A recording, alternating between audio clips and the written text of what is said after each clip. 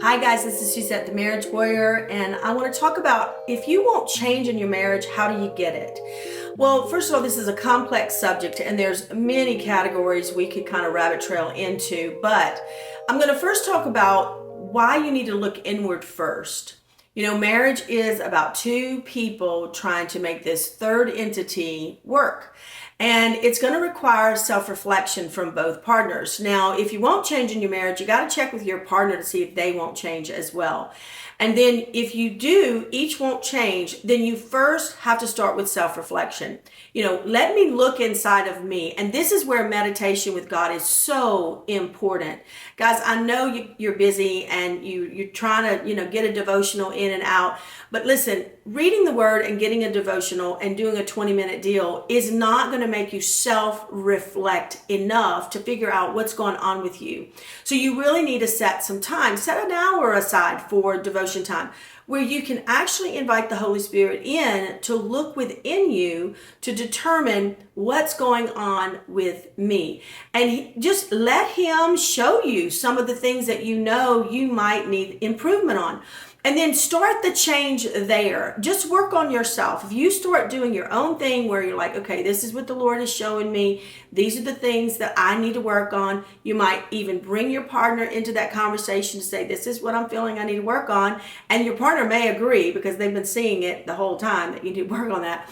And don't worry about them. Just do you. And as you're checking off the boxes that the Lord is revealing to you that you need more order in your life, then hopefully that will change something in your own partner, because a cycle that every couple finds a way to get into, most of them are toxic, but it's action, reaction, action, reaction, action, reaction. So intervention, meaning a change point, anytime during that action, reaction cycle will all of a sudden get you to another action, reaction cycle.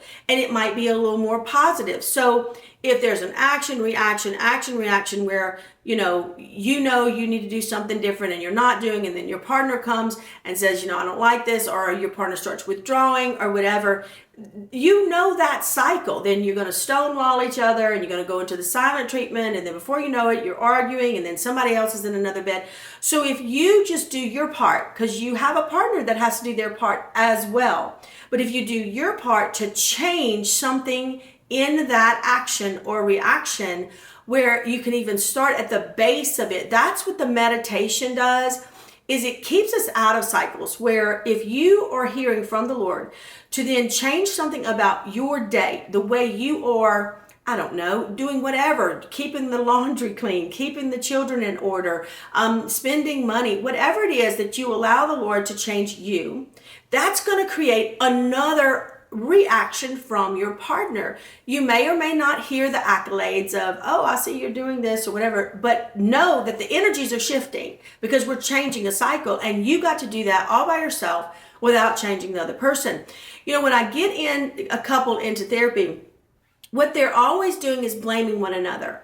And really, they're telling on one another. They've lost the enmeshment, which is actually positive, of covering each other because they're so angry, and they know that their marriage is in a crisis. So they come in and they're blaming each other. Well, what I'm doing is getting data of, okay, this person is not lying on this person. This is really something that is going on. And so when I can get enough information from the partners about the other partner, then I can see, okay, let me see how I can reflect back for this other partner some of the things their partner is seeing, and let's find if there's any truth to it. Because sometimes the partners can lie on you, and that's not fun. If they're lying on you and you haven't done this, well, this is when we kind of get some other people to kind of intervene for us and say, no, that's really not that person. But if they're not gaslighting, kind of lying on you, and they are saying some things that are true about you, don't resist that. That is the point of growth. And that's when you can start to really reflect and say, okay, I could do something different. Another way to change your marriage is to stop being so negative. If you can just start being a little more positive, and what the tool is to help you be positive is not positive thinking. It is a grateful heart. Your heart has become very hardened inside of a marriage that needs change. So if you let the Holy Spirit massage your heart first, and then be able to soften that heart to where he's basically telling you some things you might be doing that you need to change. Don't resist that. Allow it to flow in, accept it with humility, and start to be grateful for it. The other things is when a marriage or a relationship is going on a downward spiral, everything does get negative. That's a true statement. So what you have to do is fight that. You have to fight against that. That's kind of spiritual warfare. You start fighting against the negative and put it in a category. Okay, right now, my marriage is not going well. My spouse is not treating me well. Okay, just put it in a category. Don't allow it to impact and overflow all the other things in your life you may be grateful for.